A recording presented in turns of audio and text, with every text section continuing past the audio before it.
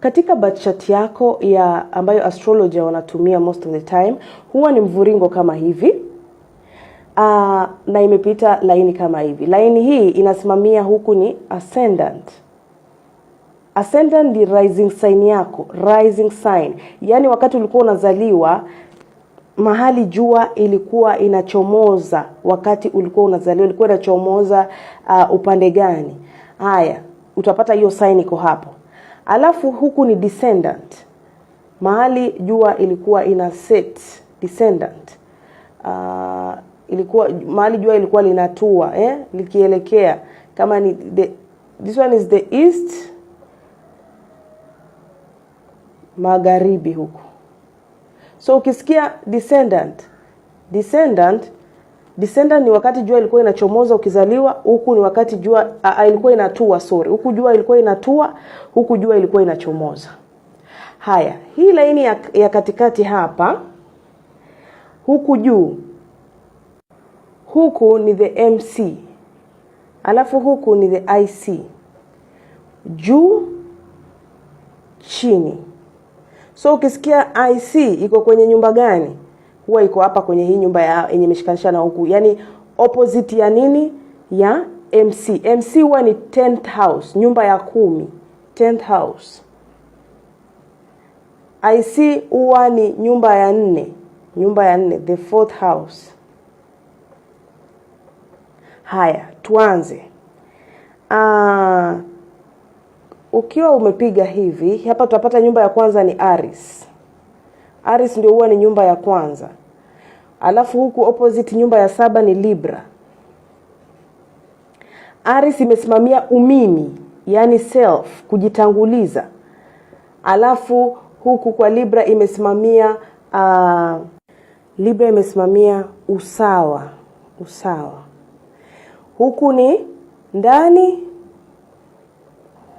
huku ni nje. Yani katika hii chart, huku ni juu, huku ni chini. So hizo nyumba ambazo zitakuwa huku zitakuwa ni opposite ya hii, ndani, nje. Haya, tukitoka hapa tunaenda hapa. Hapa tunampata Taurus ama ng'ombe. Nyumba ya pili, Taurus ama ng'ombe. Taurus anasimamia value. Yaani ni mtu ambaye akipata hela basi anataka ale mwenyewe. Alafu huku kuna Scorpio. Scorpio anasimamia wote, exchange. Huyu akipata pesa anasaidiana na wenzake. Haya, tukitoka hapa tunakuja hapa. Hapa tunakuja Gemini, mapacha, wale wa kuongea sana. Gemini wanasimamia communication, maongezi. Alafu kuju kuna Sagittarius. Sagittarius wanasimamia busara, yani wisdom. Wisdom. Huyu anaongea bila msimamo, huyu anachunguza hicho kitu ambacho kimeongelewa, anakifanyia kazi, anasimama na ukweli.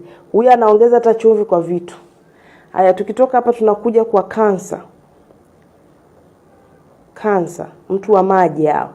Cancer anasimamia maisha private life, mambo ya nyumbani, nyumbani hivi, hataki kutoka nje. Huku kwingine tunakuja kwa Capricorn. Capricorn ni mtu wa public, yani mtu wa nje, anataka huyu ni introvert, huyu ni extrovert. Huyu anataka kukua leader, kuongozi, kufanya ABCD kazi, nini za nje, utampata ni Capricorn huyu. Huyu ni mtu wa ndani. Anapenda mambo ya nyumbani, ndani kwa ndani. Huyu pia ni traditional, anapenda mambo za nyumbani lakini ni mtu wa nje sana. Maisha yake mengi ni huko nje, kazi nje, si kama Cancer. Tukitoka kwa kwanza tunakuja kwa Leo. Leo ni hao ambao wanapenda sasa waonekane, watu ambao wanapenda kuonekane lakini ni wabunifu sana, creativity. Wanabuni vitu sana. Attention, akipita popote anataka aonekane yeye. Opposite yake ni Aquarius. Aquarius anasimamia mambo ya maongezi, kuongea, ako very social na watu. very social, lakini huyu anataka attention kutoka kwa watu.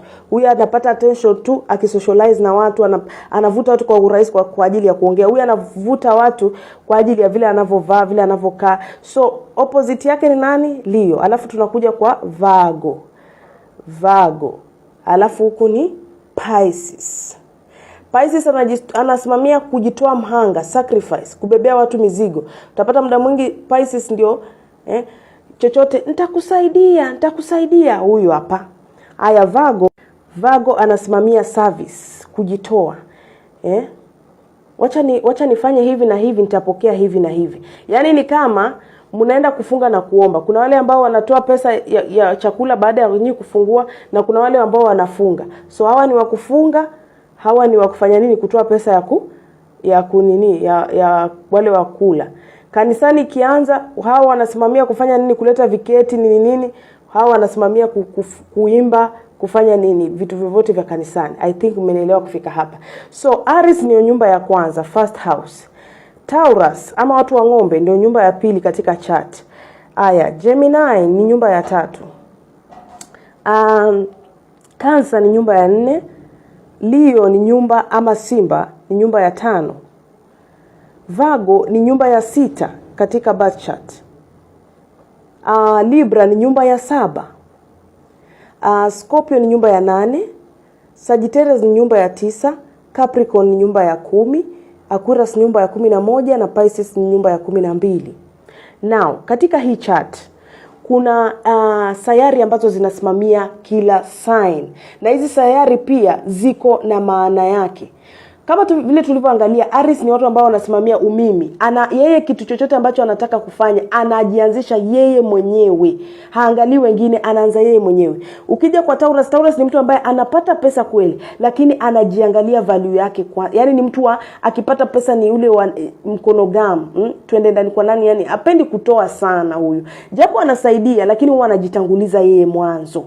Aya, tukiangalia Gemini ni mtu ambaye anaropoka left, right and center. Anaweza taongeza chuvi ili apate attention kutoka kwa watu. So ni mtu ambaye anasimamia communication. Tukiangalia mtu kama Cancer ni mtu wa nyumbani. Watu wengi ambao wamebeba Cancer utawapata ni watu wa ndani kwa ndani. Mambo ya nje sana ni ndani kwa ndani. Biashara zao, hata kama ni biashara, iwe ni biashara ambayo inanacha, ni kama mama. Cancer wamebeba mama ndani yao. Utapata biashara za hoteli, biashara za kuuza madawa, nurses, utapata wako sawa sana. Ukija huku kwa Leo ni watu ambao wanapenda attention. Mmeniona, hamjaniona? Hebu mniangalie vizuri. Akikosa attention basi anaanza kiki. Ndio hawa kina Leo, kundi la Simba.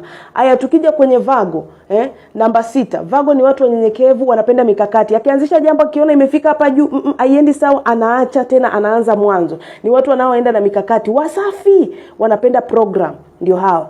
Libra ni watu ambao wanapenda kuweka mambo sawa. Akiingia mahali, afadhali ajikosee lakini aeke mambo sawa. Akipata vita vinaendelea, lazima huyu Libra atakisha vitu vinaenda sawa. Scorpio ni watu ambao wako na siri sana. Anataka kuchunguze kwa ndani, akujue, lakini yeye kumjua ni kazi. Ndio hawa kina Scorpio. Ila ni marafiki wazuri sana, lakini hapana. Tukiingia kwa Sagittarius ni watu ambao wanapenda sema tu ukweli dada, sema ukweli. Wanapenda ukweli hawa watu. Wanachunguza kitu kwa ndani. Ukimwambia kitu atenda achunguze kwa ndani sana, apate ukweli ndani yake basi. Ndio maana wambeba wisdom, busara. Tukiangalia Capricorn ni watu ambao wanaenda na mikakati. Ni watu ambao wakiamua mimi nikifika tarehe fulani nikuwe nimefikia hatua fulani, ndio hivyo. Capricorn akijiweka kwenye kazi akasema mimi kufikia miaka 30 lazima niwe nimejenga nyumba kiasi, lazima itakuwa. Na asipopokea hiyo atajiona kama failure. Ataishi kwenye depression na stress. Ndio hawa. Ni watu wazuri sana ila wako very traditional. Ukipata mtu wa Capricorn utapata ni watu ambao wanapenda mambo ya traditional vitu kama hizo utapata hapa. Wanaume wazuri kweli. Haya, tukikuja kwa Aquarius ni watu ambao wanapenda kusocialize. Wako huku left, right and center, wana socialize na watu, humanitarian, wanajua kujali watu ama kufanya vitu ambavyo vitakuwa ni vyema kwa watu. Ila mkikosana tu shida. Alafu ni marebels wengine wakubwa sana. Ana rebel mpaka kanisani huyu hapa. Aya, tukiingia kwa Pisces ni watu ambao wanajitoa mhanga kwa ajili ya watu. The 12th house. Unapata mtu amejitoa. Anasaidia hata bila kuulizwa. Ndo hawa. tuna shida. Pisces ni watu ambao wanabeba mizigo ya watu. Hawa sacrifice, kujitoa mhanga. Wakiita watu, tuseme kwa mfano kama kuna sherehe, nani watapika? Yeye ako mbele atapika. Wengine watoe pesa, yeye atapika. Ndio hawa kina Pisces. So katika hizi nyumba naenda kuongelelea katika part 2, naenda kuongelelea sayari ambazo zinasimamia hizi nyumba na zina maana gani ama zinasimamia nini. Tafadhali nifuate YouTube ili uweze kujua vizuri vile nafunza step by step, uweze kujua chart yako, utakuja kujisomea mwenyewe hii chart. Lakini ile chart nyingine na unanilipa na kusomea.